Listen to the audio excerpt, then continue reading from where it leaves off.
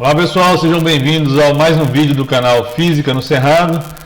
Continuo com o propósito aqui de resolver questões do Enem, revisando ao máximo os conteúdos relacionados. E hoje o tema é bem interessante, que é acerca da natureza da luz, né? Então vamos fazer toda uma evolução histórica, vamos dizer assim, né, a respeito dos conceitos relacionados às teorias envolvidas aí, relacionadas à natureza da luz, ok? Vamos primeiro aqui ler a questão, que serve como base, né, como pano de fundo aí para o que nós vamos trabalhar, ok? A questão é a questão de número 132, né, da prova do Enem 2019. Estou me baseando aqui na prova amarela. E a questão diz o seguinte: quando se considera a extrema velocidade com que a luz se espalha por todos os lados e que, quando vem de diferentes lugares, mesmo totalmente opostos, os raios luminosos se atravessam uns aos outros sem que se atrapalharem, compreende-se que, quando vemos um objeto luminoso, isso não poderia ocorrer pelo transporte de uma matéria que venha do objeto até nós, como uma flecha ou uma bala atravessa o ar, pois certamente isso repugna bastante a essas duas propriedades da luz, principalmente a última. A referência aí pra gente, né? O texto contesta que concepção acerca do comportamento da luz. Vou deixar para ler as alternativas depois e vamos dar uma olhada aqui no que eu quero trabalhar, né, que eu quero trazer aqui para vocês.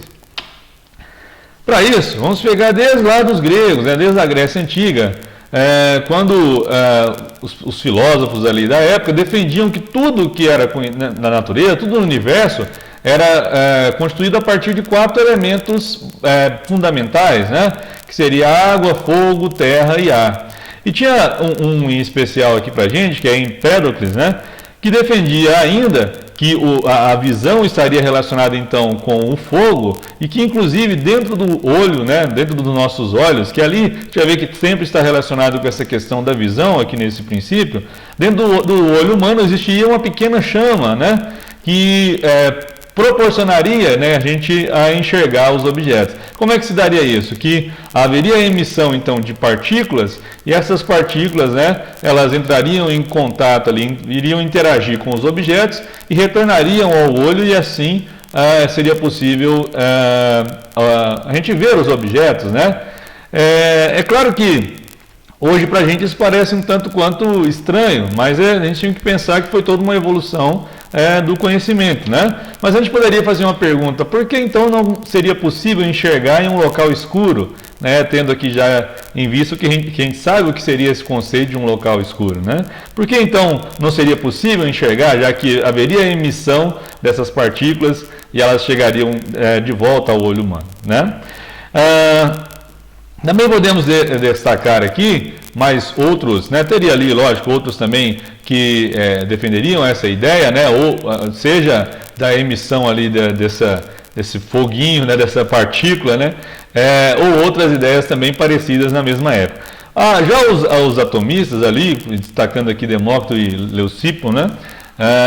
Eles já acreditavam que a matéria, né, os corpos, os objetos, é que eles emitem essas partículas, né?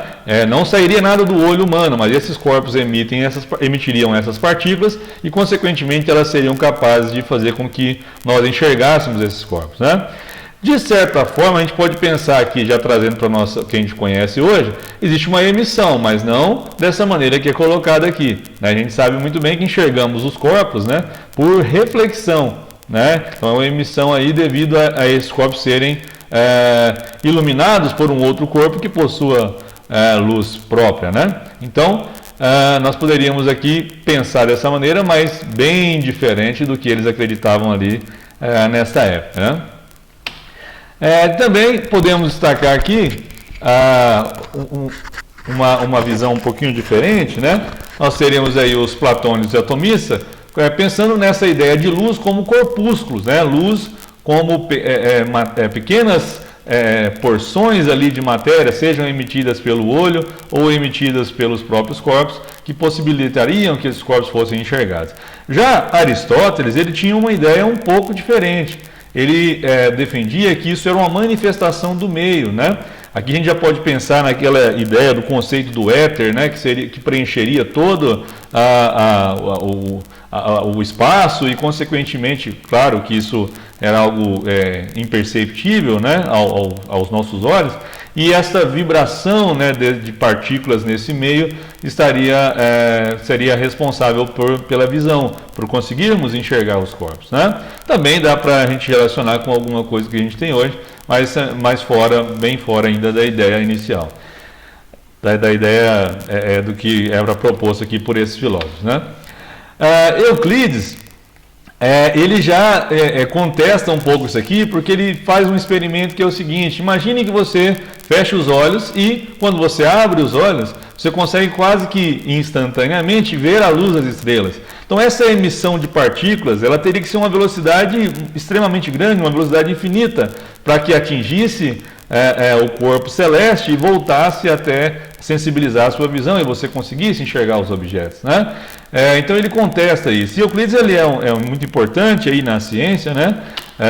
E no nosso caso aqui, para o que a gente está falando, ele teve contribuições importantes já para o desenvolvimento da óptica geométrica, inclusive explicando ali já de uma forma melhor do que era conhecida até então a ótica da visão, né? Então, a gente tem contribuições muito importantes aí, não só na geometria, né, mas também aqui para a física. Esse outro era também um matemático aqui árabe, né?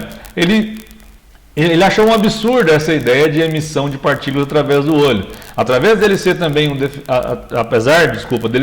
um defensor dessa teoria corpuscular, né, que a luz era um corpúsculo, ele achava um absurdo que o olho emitisse essas partículas e atingisse os objetos e voltasse. Ele teve contribuições interessantes, importantes também, do ponto de vista da reflexão e da refração. Inclusive, uma outra participação importante na câmara escura de orifícios também, né? Lembro-me até que há alguns anos atrás teve uma questão aí do Enem falando sobre isso, que provavelmente eu vá resolver em um outro momento aqui e abordar novamente. Kepler, né, já aqui no século 17, né, era astrônomo e teve contribuições também muito importantes, e no nosso caso aqui relacionadas à óptica da visão, inclusive mostrando que a imagem na retina ela seria formada invertida, né, em relação ao objeto, ok?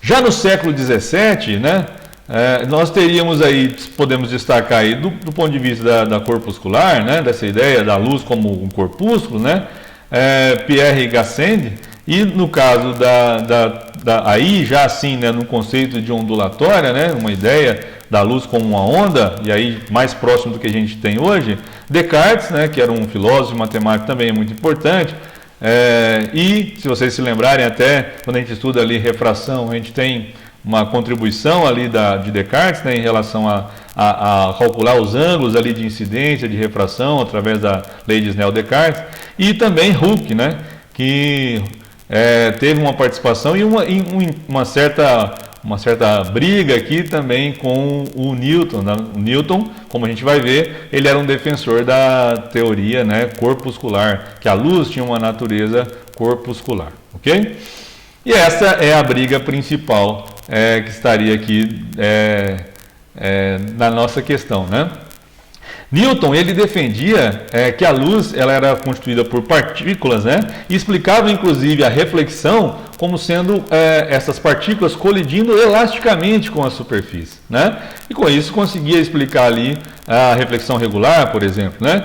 Mas um experimento que é bem interessante, é claro que Newton ele tem contribuições fantásticas, né? Não só para a física, não se limita às leis de Newton, né? Não se limita também à contribuição dele para o desenvolvimento do cálculo diferencial integral, mas também muitas contribuições interessantes e importantes na óptica, né? E no caso aqui da dispersão da luz, né? Da decomposição da luz branca, né, nas suas componentes, mostrando que a luz branca, na verdade, ela é composta pelas frequências aqui que formam, né, o espectro visível. Ele observou que quando a luz passava por um pequeno furo ali numa cortina, né, feita ali as condições mais ideais possíveis, e ela atravessava um prisma, a gente tinha a projeção de todas essas frequências, né? A separação, a dispersão da luz, mostrando ali a decomposição da luz nas suas cores monocromáticas, digamos assim, nas suas frequências, né, monocromáticas, né? Então, e como é que Newton explicou isso? Ele explicou isso também com base na teoria que ele acreditava, né? Na ideia da luz como sendo uma partícula, né? Sendo corpúsculos. O que ele explicou, como ele explicou, é que a cada frequência dessa associada, a cada cor, vamos chamar assim, né? Fica mais fácil de entender, as partículas elas tinham dimensões diferentes. Né? E, consequentemente, era por isso que elas eram desviadas de forma diferente e atingiam o anteparo daquela maneira, certo? Então, essa foi a ideia defendida por Newton, né? E Newton, e aí a gente vai falar de Huygens também, que aí tem a sua contribuição com a luz como sendo uma onda, né? E não como partícula. Newton não admitiu até a sua morte. Então, ele até deixar esse mundo, né, esse plano, ele continuou firme na sua defesa de que a luz era corpuscular, né? A natureza corpuscular era partícula, e não admitiu o conceito de onda, né? Da natureza ondulatória da luz, né? Mas, inclusive, um experimento, né, que foi ali feito por Newton, onde ele colocou uma lente e um espelho, né, com uma separação muito pequena ali entre eles, onde tinha uma camada muito fina de ar, ele conseguiu obter o que foi conhecido como anéis de Newton, né? Isso que ele obteve, a gente vê aqui nessas figuras reproduzidas, é claro, né, onde você tem aqui o caso de um vapor de sódio, tem também ali com laser, né? Mostrando como é que seria esses anéis de Newton, né? Que são característicos de uma interferência, que é algo que hoje nós sabemos relacionado à ondulatória, né? Mas na época Newton não admitiu isso, né? Não aceitou também isto como um argumento contrário à natureza corpuscular. Inclusive nós podemos ver isso aqui com imagens até legais, né? Ali em películas muito finas, em bolhas de sabão, né? A gente consegue observar o que acontece quando tem ali a incidência da luz branca nessa superfície, né? Isso é característico até também em penas de animais é possível ver isso, característico desse padrão de interferência, né? Mas Newton não aceitou à época isso, quando ele mesmo observou esses anéis, inclusive introduziu um conceito de um certo ali comprimento que bate com o que hoje é conhecido como o comprimento de onda, né? Mas na época ele deu ali um outro nome. E até pegando quais foram as deduções que ele teve ali a partir das observações, era possível calcular com boa aproximação os comprimentos de ondas da luz que conhecemos hoje. Então, uma evidência muito clara, né, logicamente olhando depois aqui, de que Newton nesse caso estaria errado, né? E um princípio aqui importante proposto por Higgs era o seguinte, né, que quando uma onda ela encontra ali ela intercepta ali uma certa superfície, né? Cada ponto, né, cada pontinho ali onde a radiação está incidindo vai se comportar como se fosse uma nova fonte, uma fonte pontual. Então nós podemos ver aqui uma onda plana, né, e aqui essa onda depois circular ou esférica, dependendo de bidimensional ou tridimensional. Aqui não é o mais importante. Isso era para ser animado, mas por problemas técnicos, né? Aqui está a figura apenas printada para vocês. Quem quiser, vou colocar o link aí na descrição do vídeo. Vocês podem acessar e ver isso de forma animada, ok? E também, de acordo com esse princípio de Higgs, além de ser possível explicar a propagação da luz, a propagação retilínea da luz e, consequentemente, a reflexão, era possível explicar de maneira mais convincente a refração, né? A gente pode observar aqui, a gente sabe que quando a luz ela passa de um meio para outro, isso até eu já fiz em um outro vídeo aí com vocês, né? Acho que foi na questão 129, vou colocar aí da descrição também o link. Quando a luz ela passa de um meio para outro, ela sofre refração, né? E essa refração ela é caracterizada pela mudança de velocidade, né? O desvio ele pode acontecer ou não, dependendo de como é a incidência, qual é o ângulo de incidência ali em relação ao normal. Mas a característica importante na refração, quando ela muda de meio, é também a mudança da velocidade, né? Mudando a velocidade, mudando ali o comprimento de onda e mantendo a mesma frequência, né? E nós vemos aqui, a partir dessa ideia, veja que esses semicírculos estão colocados aí, é para dar essa ideia de umas fontes pontuais a partir daquele ponto de encontro ali, de interceptação, e é possível explicar com isso, né, o que acontece com esses raios aí ao entrarem, né, ao mudarem de meio, e nesse caso aqui a gente sabe que estariam passando de um meio, né, de índice de refração diferente, e a gente vê o desvio também em relação a normal, ok? Isto levaria a um problema aqui muito interessante, né? Newton, de acordo com a ideia de Newton, de acordo com o que ele defendia ali da luz como sendo essas partículas, a consequência disso, para ele explicar inclusive a refração, foi dele admitir então que a luz na água, né, quando ela passava do ar para a água, a gente observa ali a refração e dependendo desse ângulo de incidência observa como se dá o desvio, né? Esse raio ele era desviado de tal forma e a consequência disso era que a velocidade da luz na água ela teria que ser maior do que a velocidade da luz no ar. O que Newton usou para explicar é que as moléculas ali no líquido, elas conseguiriam atrair e desviar essas partículas de tal forma que o raio de luz seria desviado, né? Essa foi a ideia proposta, né, por Newton então. E dentro disso, ele defendia então que a velocidade da luz na água seria maior do que a velocidade da luz no ar. Enquanto Huygens mostrou o seguinte, né, que a velocidade da luz na água era menor do que a velocidade da luz no ar. Porque quando aquelas frentes de onda elas chegam até ali a superfície de separação entre os dois meios, né, aquela parte que está, por exemplo, aqui no ar, ela vai deslocar um pouco mais rápido do que a parte que estaria na água, né? Isso justificaria então o desvio observado, certo? E quem estava com a razão, né? Quem estaria certo?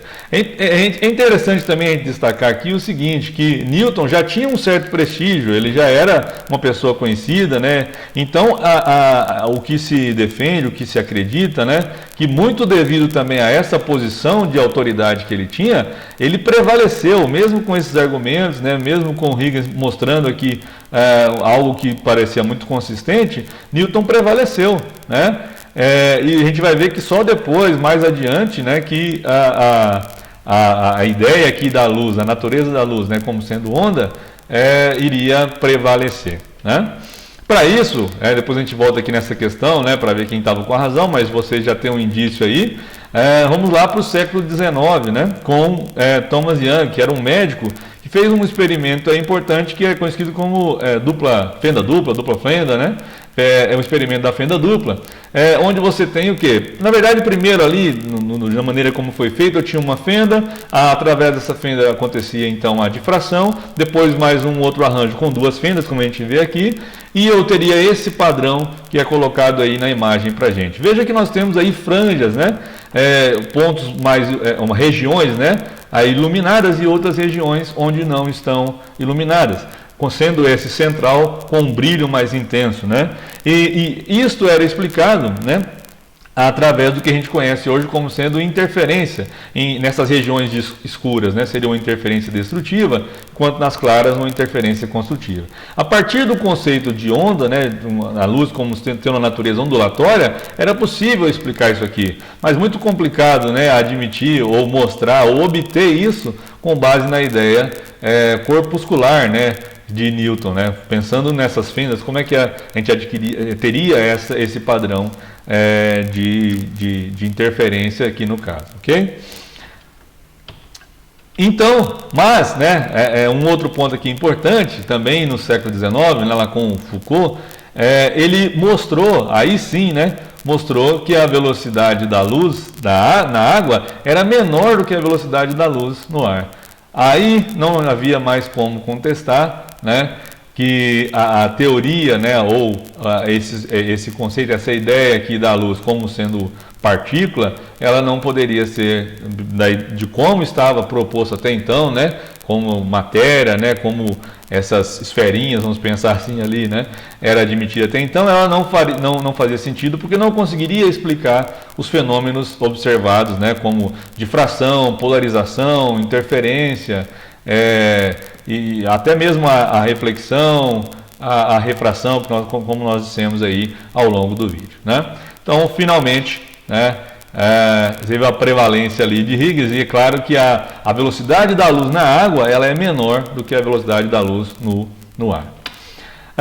Ainda no século XIX, né, ainda é algo que é importante a gente falar aqui, temos lá a Maxwell, que conseguiu sintetizar todo o conteúdo ali do eletromagnetismo nessas equações que são conhecidas como as 4 equações de Maxwell, né? É claro que ele não tirou isso tudo do nada, né? Até aquela frase famosa do Newton, né? Se enxerguei mais longe foi porque me apoiei em ombros de gigantes. Ela pode também ser aquilo, ele não falou isso talvez, ou se falou não foi registrado, né? Até porque já foi falado antes, né? Estaria copiando alguém. Mas ele também teve contribuição, obviamente, dos que vieram antes dele, como Gauss, Ampère, né? E aí sintetizou esse conhecimento na teoria do eletromagnetismo, que é o que nós temos hoje, né? Então Maxwell já propôs aí também que a luz era uma onda eletromagnética.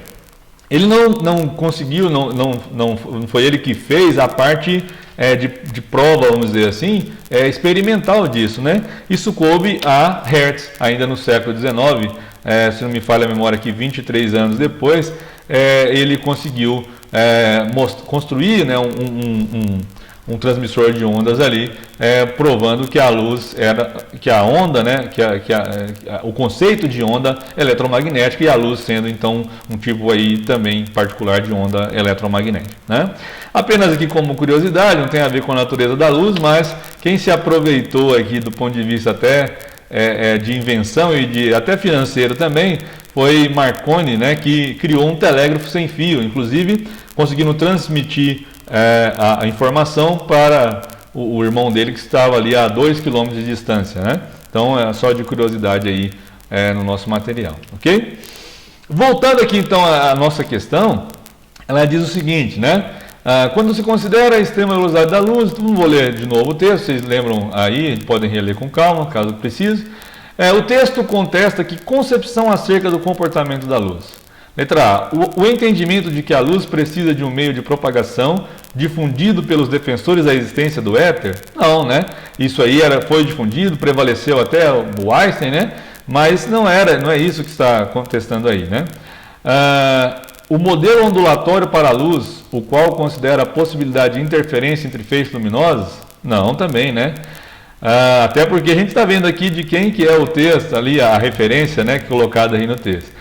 O modelo corpuscular defendido por Newton, que descreve a luz como um feixe de partículas? Acho que é isso, né? A crença na velocidade infinita da luz, defendida pela maioria dos filósofos gregos. A ideia defendida pelos gregos de que a luz era produzida pelos olhos, mas isso aí tudo tem fundamento, mas o que o texto está contestando é o modelo corpuscular defendido por Newton, que descreve a luz como um feixe de partículas, né? Mas a história não acaba por aí, né? Então, até aqui nós falamos de toda essa evolução, e aqui aproveitando a questão, mas para finalizar o vídeo aqui, e já que estamos falando da natureza da luz, né? É interessante falar do que nós temos mais atual, vamos dizer assim, né? Já no século XX, né, final do século XIX, início do século XX, nós temos aí proposições e mais ideias relacionadas a essa dualidade, né, onda-partícula, né? A gente já pode agora usar esse termo, né? Para explicar algo que na época ali era bem controverso, que ficou conhecido como catástrofe do ultravioleta, né? Planck propôs que a radiação ela não poderia ser emitida com qualquer energia, né? Com todo o espectro ali de energia, vamos dizer assim, mas que a radiação era emitida com uma energia bem definida, uma energia discreta, né?